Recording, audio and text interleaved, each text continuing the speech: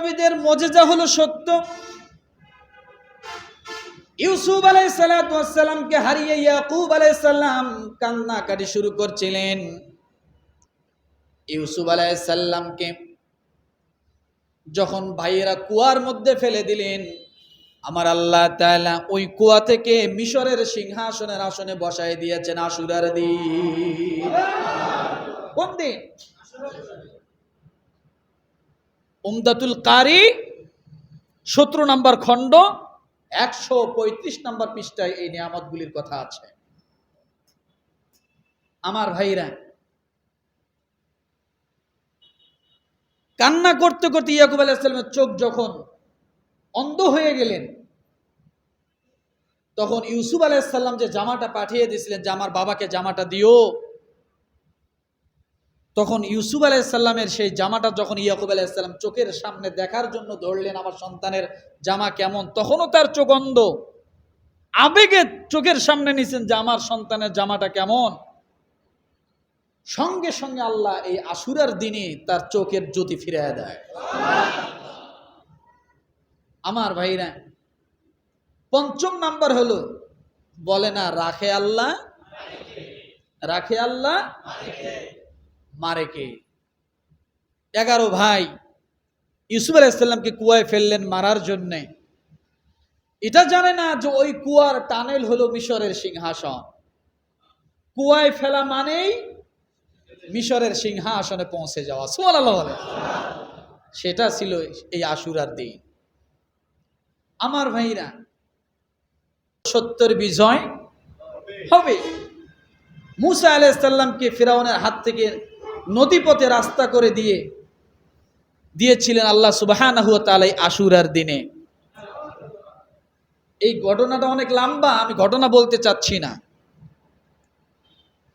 যখন ফিরাউন ধাওয়া করলো,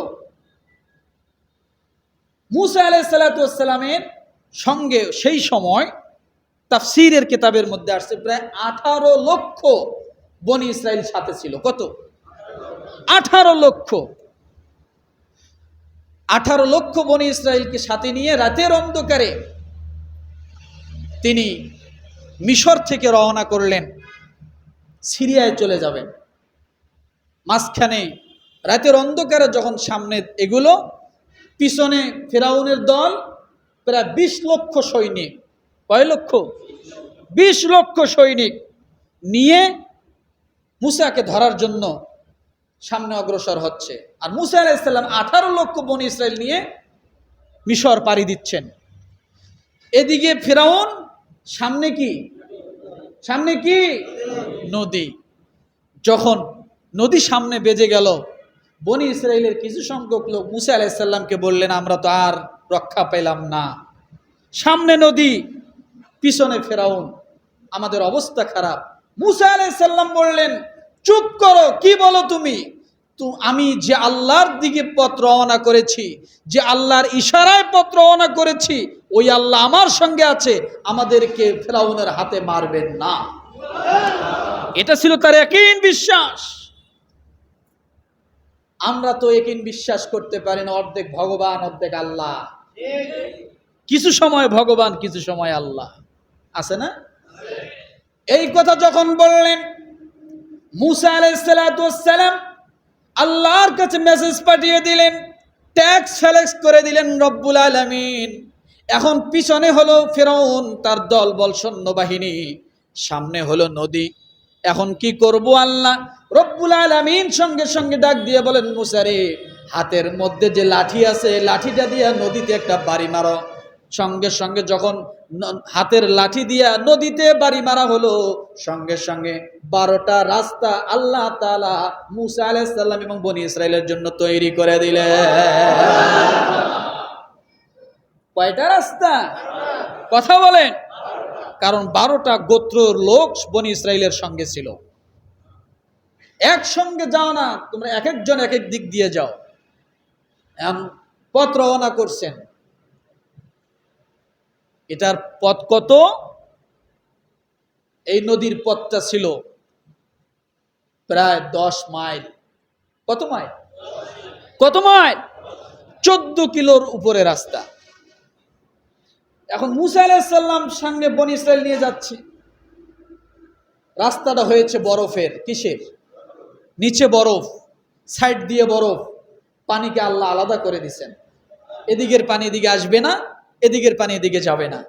কষ্ট পাচ্ছেন নাকি? বলবো, এদিকের পানি এদিকে যাবে না। এখন দুই সাইড দিয়ে বরফের ওয়াল, নিচ দিয়ে বরফ, একেবারে সুন্দর স্লিপিং রাস্তা। এখন বনী ইসরায়েলে কিছু লোক মুসা আলাইহিস সালামকে ডাক দিয়ে বলেন, নবী, আমরা তো সুড়ঙ্গর পথ দিয়ে যাচ্ছি, এই পাশেও নদী, এই পাশেও নদী, ঠিক আছে, কিন্তু অনেক শুনেছি নদীর ভিতরে, সাগরের ভিতর অনেক গাছপালা, অনেক কিছু আছে, পাহাড় আছে সাগরের তলদেশে। যদি একটু মনোরম দৃশ্য দেখতাম কত না ভালো লাগতো। তা আমরা তো যাচ্ছি মানে শুধু এমনি রাস্তার সাইড দিয়ে যখন হাঁটতেছি, যদি ডাইনে বামে সুন্দর সুন্দর গাছপালা আছে না বিভিন্ন রাস্তার সাইড দিয়ে, এই পাশে আনসার একাডেমির ভিতরে রাস্তার সাইড দিয়ে সুন্দর সুন্দর গাছ আছে না, এই সমস্ত রাস্তা দিয়ে হাঁটতে একটু ভালো লাগে না? ক্যান্টনমেন্টগুলোর ভিতরে আছে না? তো বনী ইসরাইলের ওই সমস্ত লোকগুলো বলল যে যদি একটু মনোরম দৃশ্য দেখতাম, একটু শান্তি অনুভব করতে করতে যেতাম। মুসা আলাইহিস সালাম আল্লাহকে বলল, আল্লাহ, এটা কি রাস্তা বানাইছো?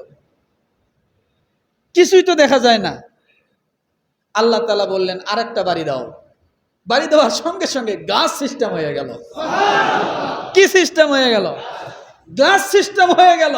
এবার মুসা আলাইহিস সালাম সহ তার বাহিনী যত দূরে তাকায় দেখে শুধু গাছ আর গাছ, পাহাড়, সুন্দর সুন্দর দৃশ্য, সুন্দর সুন্দর মাছ গ্লাসের কাছে এসে ঠিক করে লড়াচড়া করতেছে। এগুলো দেখতে দেখতে কোন সময় রাস্তা পার হয়ে গেছে, 14 কিলোমিটার রাস্তা বলতেই পারে না, ওপারে যাইয়ে সিজদায় পড়ে গেছে। কি করে গেছে? সিজদায় পড়ে গেছে। যেটা অনেক লম্বা ঘটনা, ওদিকে যাব না। আমার ভাইরা, সে বিজয় হয়েছে কিনা বলেন? মুসা আলাইহিস সালাম সত্য, ফিরআউন মিথ্যা, কথা ঠিক না? আল্লাহ তাআলা আদৌ পর্যন্ত তাকে শুটকি বানায় রাখছেন, দুনিয়ার হাজারো ফিরআউন গজাবে তাদেরকে শিক্ষা নেওয়ার জন্য। ফালইয়াউমা নুনাজ্জিকা বিবাদানিকা লিতাকুনা লিমান খালফাকা আয়া। আল্লাহ বলেন, আমি নিদর্শন করে রাখলাম, তোমাদেরও একদিন এই অবস্থা হবে। দুনিয়ায় না হোক কবরে হবে, কবরে না হলেও কিয়ামতের ময়দানে হবে, শুটকি হতেই হবে। আর তাও যদি না হয়, একবারে কালা ভুনা হবে, জাহান্নামের মধ্যে যায়। কি ভুনা? কথা বলে, রাগ করলেন নাকি? আমার ভাইরা, যে কোনো পরীক্ষার সম্মুখীন হলে কি করতে হবে? ইস্তেগফার করতে হবে। দাউদ আলাইহিস সালামকে আল্লাহ একটি পরীক্ষায় ফেলেন, তিনি এই আশুরের দিনে আল্লাহর কাছে ইস্তেগফার করেন, আল্লাহ তাআলা তাকে মাফ করে দেন। 8 নাম্বার, দোয়া কবুল হবে। কি হবে? ইউনূস আলাইহিস সালামকে আল্লাহ মাছের পেটে দিলেন, এই আশুরার দিন সংগঠিত হলো, তিনি দোয়া করলেন, লা ইলাহা ইল্লা আনতা সুবহানাকা ইন্নী কুনতু মিনাজ জালিমিন। আল্লাহ তাআলা সঙ্গে সঙ্গে দোয়া কবুল করে নিলেন। মাছের পেট থেকে আল্লাহ রাব্বুল আলামিন আশুরার দিনে দুনিয়ার জমিনে আবার পাঠিয়ে দিলেন, শুকনো জায়গায় পাঠিয়ে দিলেন।